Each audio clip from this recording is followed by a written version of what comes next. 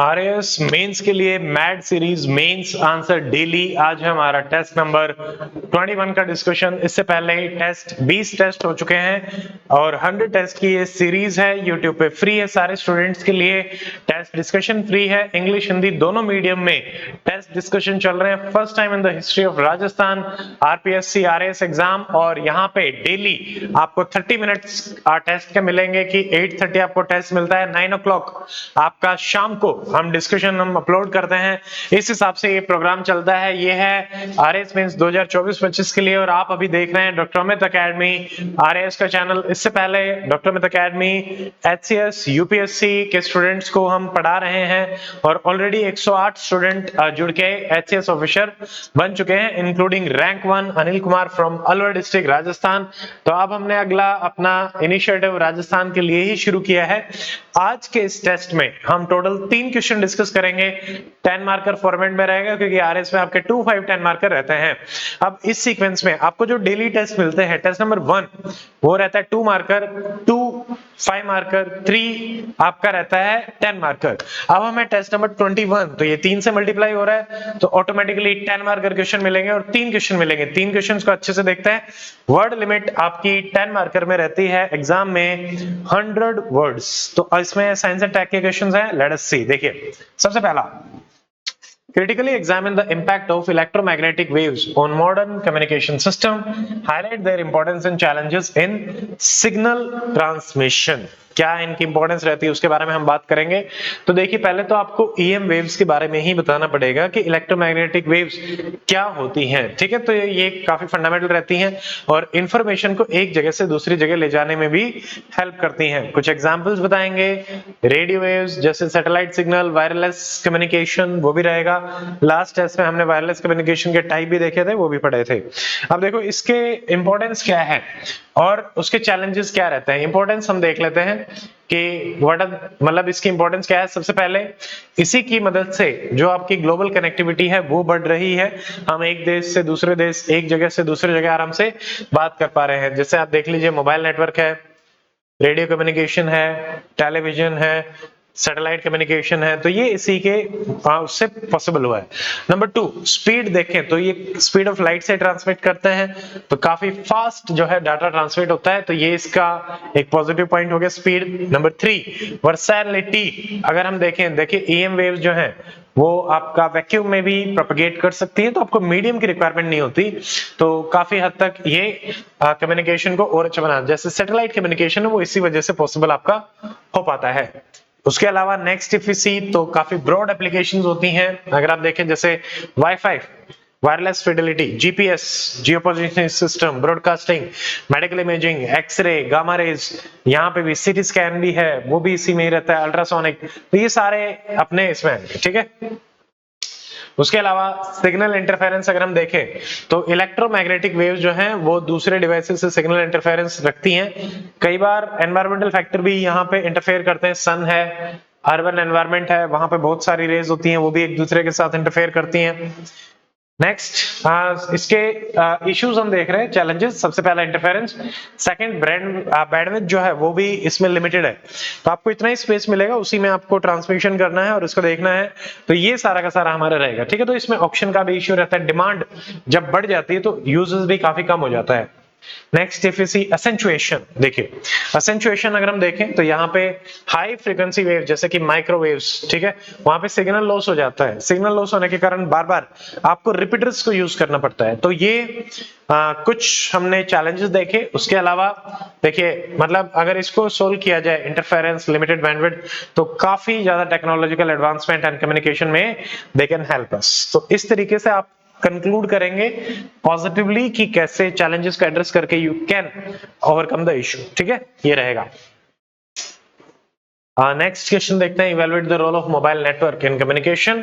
तो आप 2G से 5G बताएं और इसका implication on data transmission, speed and mobile technology. जैसे आपको पता ही है अब हमारा 5G 6G भी आने वाला है, तो उससे मेनली 3-4 एस्पेक्ट में आप देखोगे। एक तो स्पेक्ट्रम, एक उसकी स्पीड और एक उसका आप देखेंगे लेटेंसी, ठीक है, और सिक्योरिटी, ये हो जाएंगे मेन इश्यूज।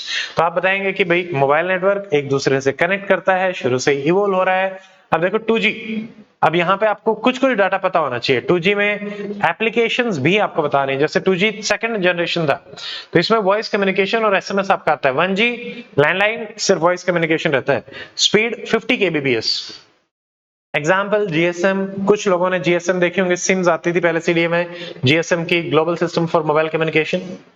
उसके बाद आता है 3G, तो 3G का जमाना, 4G का जमाना, ये तो सबने देखा ही है। 3G में क्या है, यहाँ पे आपको इंटरनेट भी मिला, वॉइस कॉल्स भी मिली, ठीक है, मल्टीमीडिया एमएमएस भेज पाते थे, 2 Mbps तक की स्पीड आती है। इसमें आप यूज करते थे यूएमटीएस, HSPA, ये थोड़ा सा ध्यान रख सकते हो, ज्यादा नहीं। 4G, 4G में देखो अब इंटरनेट की स्पीड बढ़ गई है, लेटेंसी और कम हो गई है, तो और ज्यादा एप्लीकेशंस बनी, जैसे कि high definition video streaming, real time gaming है, आप कनेक्ट कर पा रहे हो लोगों से, 1 Gbps तक की इसकी स्पीड है। और इसके एग्जांपल में है LTE एंड वोल्ट। LTE क्या होता है, long term evolution, and VoLTE है voice over LTE, long term evolution. Very very important, mobile के ऊपर आपको कई बार देखेगा LTE वोल्ट। 5th जनरेशन देखो 5G, 5G भी पता ही आपको। इसमें देखिए लेटेंसी वेरी लो, स्पीड इसकी भी 10 गुना, 10 Mbps, मैसिव कनेक्टिविटी। यहाँ पे हम सिटीज को कनेक्ट कर रहे हैं, डिवाइसेस को कनेक्ट कर रहे हैं, तो बहुत ही ज्यादा एप्लीकेशन है। ऑटोनोमस व्हीकल्स हैं वो बन रहे हैं, आर्टिफिशियल इंटेलिजेंस, ड्रोन्स को आप कनेक्ट कर रहे हो, रोबोटिक सर्जरी भी आगे हमें देखने को मिलेगी। अब देखिए सबसे ज्यादा इंप्लीकेशन जो डाटा ट्रांसमिशन की, सबसे पहले स्पीड जब बढ़ती है, कनेक्टिविटी बढ़ती है, एक डाटा को आप दूसरी जगह पे बहुत फास्ट पहुंचा सकते हो, एप्लीकेशन उसी हिसाब से बढ़ जाती है। मान लो मेरे को ड्राइवरलेस कार बनानी है, सैटेलाइट वहां तक कम्युनिकेट करना है, तो ये इसी से पॉसिबल हो पाएगा।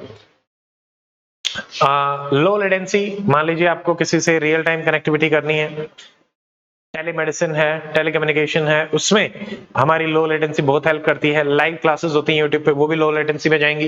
ये सारा का सारा है।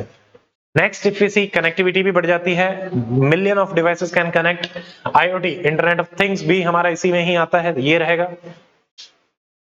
तो ये सारा का सारा है, तो स्पीड और इसका इश्यू रहता है, इस तरीके से आप कंक्लूड कर सकते हैं।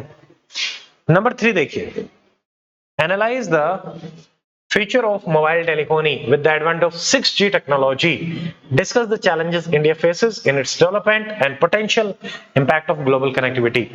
अब देखो सबसे पहले तो आप 6G के बारे में बताएंगे, और अगेन क्योंकि ये इवोल्यूशन का ही क्वेश्चन है, सेपरेटली भी पूछा जा सकता है। स्पीड का क्या रहा, लेटेंसी का क्या रहा, सिक्योरिटी का क्या रहा, ट्रांसमिशन का क्या रहा, एप्लीकेशंस और क्या हो सकती हैं, इंडिया में क्या इश्यूज हैं। इंडिया में कुछ मेजर इश्यूज हमेशा आपको हर जगह मिलेंगे। पैसा हमारे पास कम रहेगा, रिसर्च एंड डेवलपमेंट कम रहेगी, ह्यूमन रिसोर्सेज हमारे पास कम रहेंगे, तो ये सारे कॉमन इश्यूज हैं, इनको एड्रेस करके ही हम आगे बढ़ते हैं। तो सबसे पहले आप 6G बताएंगे कि ये बेटर है 5G से कैसे।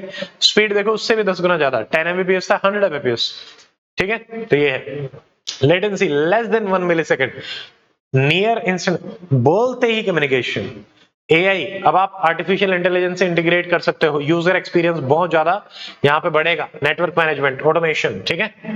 एप्लीकेशन आप देखिए, टेक्टाइल इंटरनेट, हाथ छूने से ही, होलोग्राफिक, मैं बोल रहा हूं आपको, मैं दिख रहा हूं अपने रूम में, होलोग्राफिक कम्युनिकेशन, मुझे आप दिख रहे हैं, इस टाइप से कम्युनिकेशन। ऑटोनोमस व्हीकल, ये इससे बनेंगे। रोबोटिक सर्जरीज, रिमोट सर्जरीज, ये इसमें रहेंगी। तो काफी एडवांस एप्लीकेशन हर चीज में रहेंगी। रियल टाइम एक्सपीरियंस आपको मिलेगा। मेटा सिटी, इस टाइप, जैसे मेटा जो लेके आया था वो वाला रहेगा, मेटा ग्लासेस, तो ये इसमें रहेंगे। चैलेंजेस इफ वी सी, देखो सबसे पहला इंफ्रा आपको डेवलप करना पड़ेगा, फाइबर ऑप्टिक केबल्स डालनी पड़ेंगी, काफी पैसा यहाँ पे लग सकता है, इंफ्रास्ट्रक्चर बहुत ज्यादा चाहिए। R&D फंडिंग कम है, इवन प्राइवेट सेक्टर, इंडिया तो अपनी जीडीपी का लेस देन 1%, 0.8% ही R&D पे खर्च करते हैं। प्राइवेट प्लेयर्स भी इसमें ज्यादा कुछ करते नहीं, तो हमें उतनी डेवलपमेंट जो है वो मिल नहीं पाती, ठीक है, ये रहेगा। इसके अलावा अगर हम देखते हैं तो स्पेक्ट्रम एलोकेशन को आप देख लो, स्पेक्ट्रम भी हमारे पास कम है, तो डिमांड एंड सप्लाई के हिसाब से हमें उसको भी यूज करना पड़ता है, तो डिमांड जब बढ़ती है तो दिक्कत आ जाती है। इम्पैक्ट अगर हम देखें, देखो 6G बढ़ने से ग्लोबल कनेक्टिविटी बढ़ेगी, बिजनेसेस बढ़ेंगे, लोगों की रीच बढ़ेगी, ठीक है, तो सबसे ज्यादा इकोनॉमिकल सोशल गैदरिंग बढ़ेंगी, international people to people contact भी बढ़ेंगे, गेमिंग जिसका हमने देखा, मेडिसिन उसकी रीच बढ़ेगी, इंडिया के डॉक्टर्स बाकी जगह ट्रीट कर पाएंगे, हम सर्विसेज ले पाएंगे, टूरिज्म आप प्लेसेस को वर्चुअली विजिट कर सकते हैं, रियल एक्सपीरियंस आपको मिलेगा। So these are the application. तो हर जगह डिजिटल, इकोनॉमिकल, हर जगह हमें मिलेगा। तो ये सारा है ग्लोबल कनेक्टिविटी एंड कोलैबोरेशन। आपके लिए एक होमवर्क मैं दे रहा हूं, Bharat 6G project. This is very very important, very high chances कि ये आपसे आरएस में पूछा जाए। तो इसको आप तैयार करेंगे और कमेंट्स में बताएंगे कि इसमें क्या रहता है, ठीक है। सो आज के इस वीडियो में इतना ही। बाकी अगर आप मैड सीरीज में एनरोल करना चाहते हैं तो you can scan on this code, 100 test है, विद इन 24 आवर आपको चेक करके कॉपी मिलेगी, ये ध्यान रखेंगे, ठीक है। So that is in this video. आराम से पढ़ाई करें, बढ़िया रहें, मिलते हैं अगले वीडियो में। Till then stay fit, stay healthy, take care, Jai Hind.